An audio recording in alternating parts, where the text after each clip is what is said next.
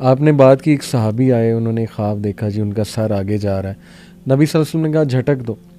तो इससे तो ये पता लगता है कि हर बुरा ख्वाब झटक देना चाहिए, या उसमें कुछ वार्निंग हो सकती है। जैसे कई, आपको पता है, राकी कहते हैं कि अगर आप पे कोई काला इल्म हुआ है या शैतान हावी है, तो साइंस होते हैं ड्रीम में कुछ, जैसे कि आप ऊंचाई से अपने आप को गिरते देखो, या कोई मूजी जानवर, छिपकली, सांप, शेर वगैरह देखो, तो उन्हें भी टोटली शेख इग्नोर कर देना चाहिए, या कुछ हमें थोड़ा सा एक्टिव हो जाना चाहिए, थोड़ा सा उनसे साइन लेके कुछ करना चाहिए? देखिए, उसके बारे में भी जो रहनुमाई हमें नबी करीम सल्लल्लाहु अलैहि वसल्लम से मिलती है, तो वो तो यही है।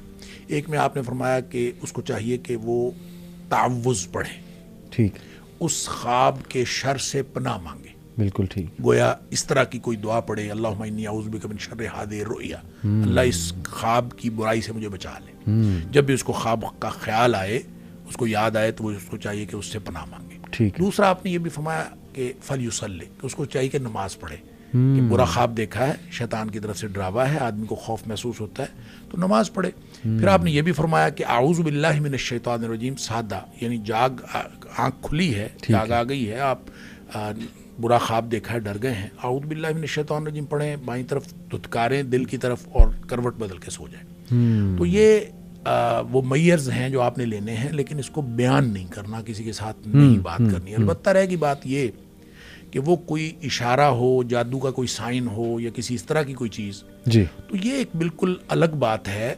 इसका ताल्लुक उस साइन की वजह से आपकी प्रोटेक्शन के साथ नहीं है।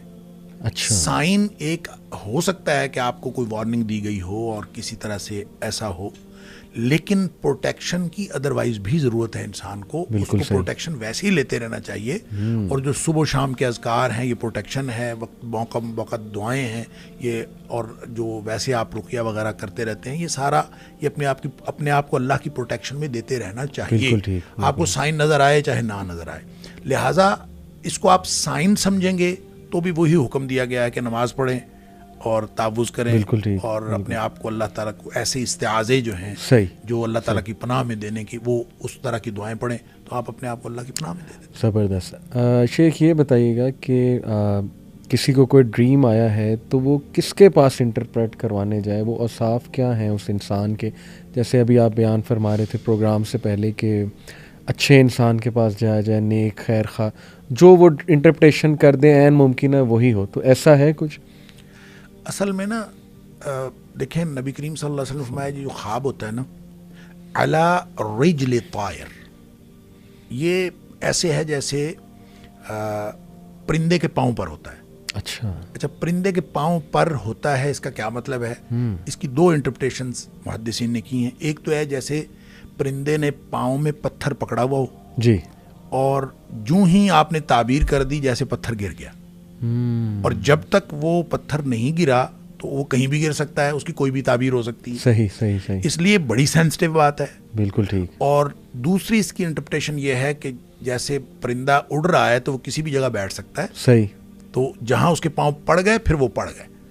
लिहाजा ख्वाब ताबीर से पहले, यानी देखने के बाद और ताबीर से पहले वो लटक रहा होता है। उसकी कोई भी ताबीर हो सकती है। और उसकी ताबीर करवाने के लिए आपने फरमाया कि किसी नेक आदमी के पास, आलिम, नासिह, लबीब और हबीब, इस तरह के अल्फाज आए। अच्छा। लबीब कहते हैं अक्लमंद आदमी को, हबीब कहते हैं जिसके साथ आपकी मोहब्बत हो, और नासिह खैरखा होता है, और आलिम जिसके पास इल्म होता है। ये वो इस्तिलाहात हैं कि ऐसे शख्स के पास, इससे जो बात समझ आती है, इसको हम कंक्लूड यूं कर सकते हैं कि ऐसे शख्स के पास जाके ताबीर करवानी चाहिए जिससे आपको ये पता हो कि ये आपकी खैर खाई करेगा। जब वो खैर खाई करेगा तो वो ताबीर अच्छी करेगा। जब वो अच्छी ताबीर करेगा तो वो जो परिंदे बैठने वाली बात है वो फिर किसी अच्छी जगह बैठ जाएगा, ताबीर उसके मुताबिक ख्वाब हो जाएगा। इसलिए लगता ये भी है, जब आप हदीस से मुख्तलिफ वाक़यात को देखते हैं तो लगता ये भी है कि ताबीर करने से सेम ख्वाब की ताबीर मुख्तलिफ हो सकती है। एक रिवायत में ये भी आता है कि आप 4 किस्म के लोगों से ताबीर ना करवाएं। अच्छा। जाहिल से ना करवाएं, दुश्मन से ना करवाएं, कम अकल बेवकूफ़ आदमी से ना करवाएं, सही, औरत से भी ना करवाएं। अच्छा।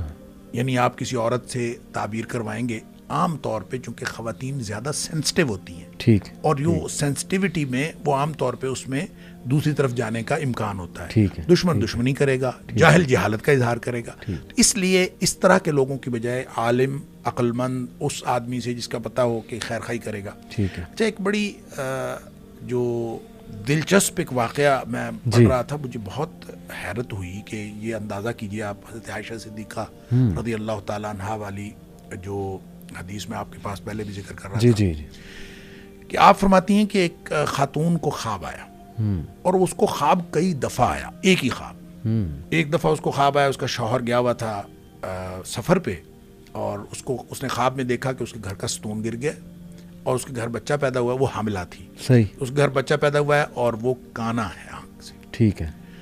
वो आई आके उसने नबी करीम सल्लल्लाहु अलैहि वसल्लम से ख्वाब बयान किया। आपने फरमाया कि तेरा शौहर खैर व आफियत के साथ वापस आ जाएगा। सही। और तेरे घर एक नेक बच्चा पैदा होगा। सही। बड़ी खुश हुई, चली गई। वैसे हुआ, शौहर भी खैरियत से वापस आ गया, अल्लाह ताला ने बेटा भी अता फरमाया। फिर कहते हैं कि उसने कुछ अरसा बाद फिर यही ख्वाब देखा और फिर वही सिचुएशन थी, वो हामला भी थी और उसका शौहर गया हुआ था। नबी करीम सल्लल्लाहु अलैहि वसल्लम ने फिर उसकी वही ताबीर फरमाई। सही।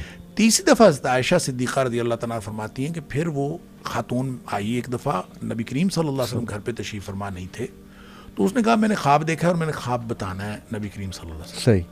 हज़रत आयशा सिद्दीक़ा रज़ी अल्लाह तआला ने फरमाती मैंने उससे इसरार किया कि मुझे बताओ। वो कहती नहीं, मैंने तो अल्लाह के रसूल सल्लल्लाहु अलैहि वसल्लम को बताया। सही। तो बहरहाल इसरार के बाद उसने बता दिया और सेम ख्वाब था, सेम सिचुएशन थी, उसका शौहर गया हुआ था। और हज़रत आयशा सिद्दीक़ा रज़ी अल्लाह तआला ने फरमाती मैंने सोचा अभी सुतून गिर गया है घर का और बच्चा काना पैदा हुआ है, तो मैंने उसकी ताबीर की कि तुम्हारा शौहर फौत हो जाएगा और तुम्हारे घर फासिक व फाजिर बच्चा पैदा होगा। तो वो फरमाती है ऐसे ही हुआ कि उसका शौहर फौत हो गया और उसके घर बच्चा पैदा हुआ और वो ठीक नहीं था। अब अंदाजा कीजिए, सेम ख्वाब है और ताबीर चेंज हो। तो ये है अला रिजल तायर कि जो परिंदे के पाँव पर था तो आपने जो ताबीर कर दी वैसा होगा। इसलिए ये बहुत सेंसिटिव मामला है। तो ऐसे शख्स को ख्वाब सुनाना चाहिए जिस शख्स के बारे में आपको मालूम है एक तो वो गलत बात नहीं करेगा, जहालत पर मबनी बात नहीं करेगा, दुश्मनी नहीं करेगा और खामखा किसी चीज को सेंसिटाइज करके और जज्बातियत में बात नहीं करेगा। उस शख्स से बात करें वगरना आप ना बात